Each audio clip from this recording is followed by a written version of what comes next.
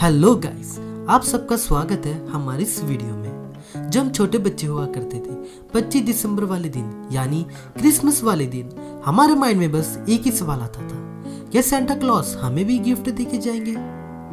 Santa की लंबी लंबी दाढ़ी और लाल कपड़ों के बारे में हर कोई जानता है। क्या आप सेंटा की रियल स्टोरी के बारे में जानते हैं? सेंटा क्लॉज कौन थे और उनका रियल नाम क्या था?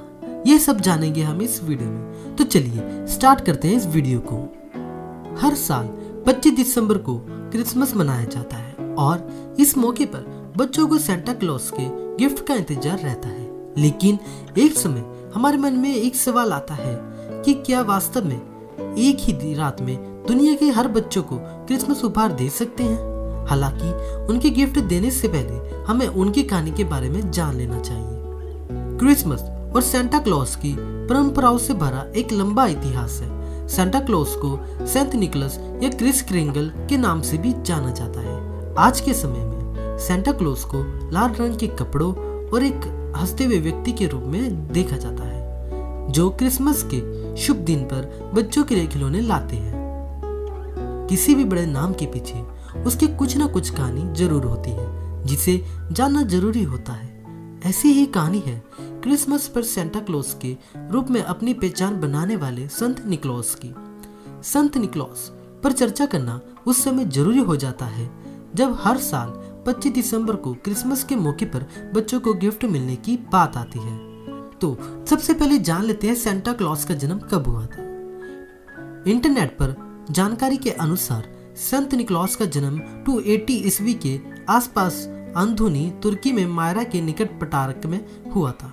सेंटा क्लॉज के माता पिता की मृत्यु उस समय हो गई थी जब वे बहुत छोटे थे और उनका पालन पोषण उनके चाचा ने किया था। ऐसा कहा जाता है कि सेंटा बहुत छोटी सी उम्र में ही पादरी बन गए थे। संत निकोलस के परिवार के बारे में कहा जाता है कि उनका परिवार काफी रईस था और उन्हें शुरुआत से ही दूसरों की मदद करना और बच्चों को गिफ्ट देना पसंद था।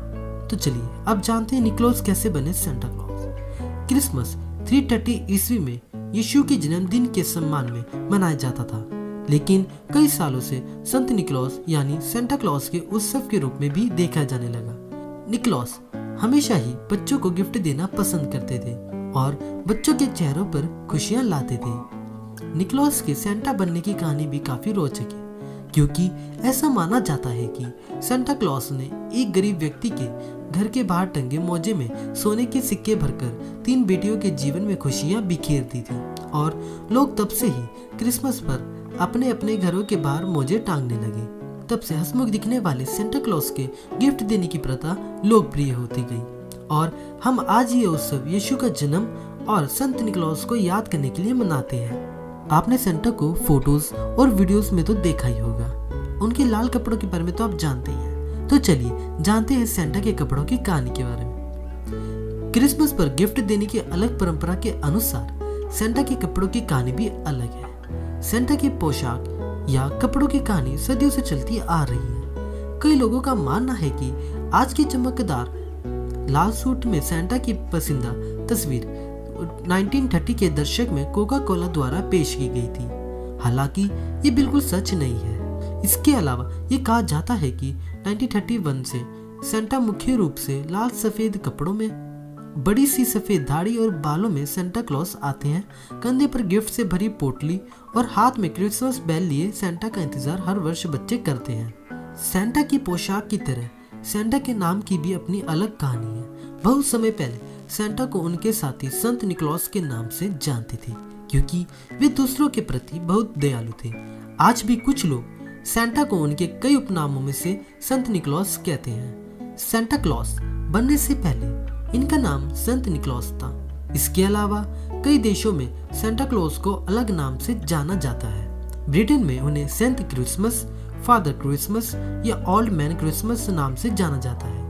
फ्रांस में उन्हें मेरे नोएल के नाम से जाना जाता है। ऑस्ट्रेलिया और जर्मनी में कुछ हिस्सों में क्राइस्टर काइड या क्राइस्टर किंडल के रूप में जाना जाता है।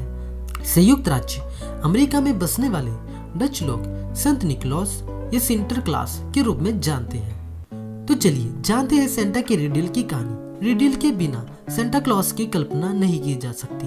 सेंटा के पास 9 रेडियल थे, Dasher, Dancer, Prancer, Vixen, Comet, Cupid, Donner, बिजनेस और रोडोलॉफ, और वे उसकी स्लेज उड़ाने में उसकी मदद करते हैं ताकि वह उपहार दे सके। फ्रांस में निकोलस दिवस इसलिए मनाया जाता है कि दरिया दली देखने के बाद सन 1200 से फ्रांस में 6 दिसंबर को निकोलस दिवस के रूप में मनाया जाने लगा, क्योंकि इतिहासों के मुताबिक इस दिन संत निकोलस यानी सेंटा क्लॉस की मृत्यु हो गई थी। कहा जाता है कि सेंटा के पास अधिकारी पायलट लाइसेंस है और 1927 में अमेरिका सरकार ने ऑफिशियली सेंटा को पायलट का लाइसेंस जारी किया था। ये थी सेंटा की कहानी। तो जानते हैं हमें सेंटा की कहानी से क्या सीख मिलती है। सेंटा क्लॉस की कहानी से हमें ये सीखने को मिलता है कि हमें एक दूसरे के प्रति दयालुता का भाव रखना चाहिए और जरूरतमंदों की मदद करनी चाहिए। जैसे सेंटा का हो खुशी व्यक्त करने का तरीका था, सेंटा की सीख से हमें हमेशा खुशहाल होने की ऊर्जा मिलती है। सेंटा क्लॉस के जीवन के रोचक तथ्य के बारे में जानते हैं। संत निकोलस एक साधु थे जो गरीब और बीमारों की सहायता के लिए ग्रामीण इलाकों की यात्रा करते थे।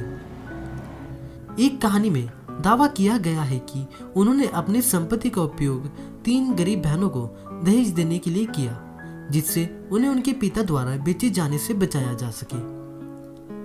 जिस सेंटा क्लॉस को हम जानते हैं वे संत निकोलस के एक चरित्र से बाहर निकले। सेंटा क्लॉस या संत निकोलस मीरा के ग्रीन चर्च में एक संपत्ति ईसाई थे। सेंटा क्लॉस आमतौर पर रेडियल पर सवारी करते थे और अपनी सिग्नेचर धुन गुनगुनाते थे। यदि फिल्मों और किताबों पर विश्वास किया जाए तो माना जाता है कि सेंटा क्लॉस चिमनी या खिड़कियों के माध्यम से घर में प्रवेश करते हैं और क्रिसमस की पूर्व साधना पर क्रिसमस ट्री के नीचे बच्चों के लिए उपहार छोड़ते हैं। सेंटा क्लॉस के कई अलग अलग नाम हैं। सेंटा क्लॉस की उत्पत्ति सेंट निकोलस की कथा से हुई है, जो अंधुनी तुर्की में रहते थे। सेंट निकोलस के समय तुर्की के उस क्षेत्र में ग्रीन भाषा बोली जाती थी। सेंटा क्लॉस हर साल क्रिसमस की पूर्व संध्या पर बच्चों के लिए उपहार लाते हैं। कुछ देशों में बच्चे क्रिसमस के लिए उपहार और उपहारों की मांग करते हुए सेंटा क्लॉस को पत्र लिखते हैं। तो गाइस, ये थी सेंटा क्लॉस की real story. I hope guys आपको ये वीडियो जरूर पसंद आई होगी। अगर आपको ये वीडियो पसंद आई है तो हमारे चैनल को सब्सक्राइब करें और इस वीडियो को लाइक करें।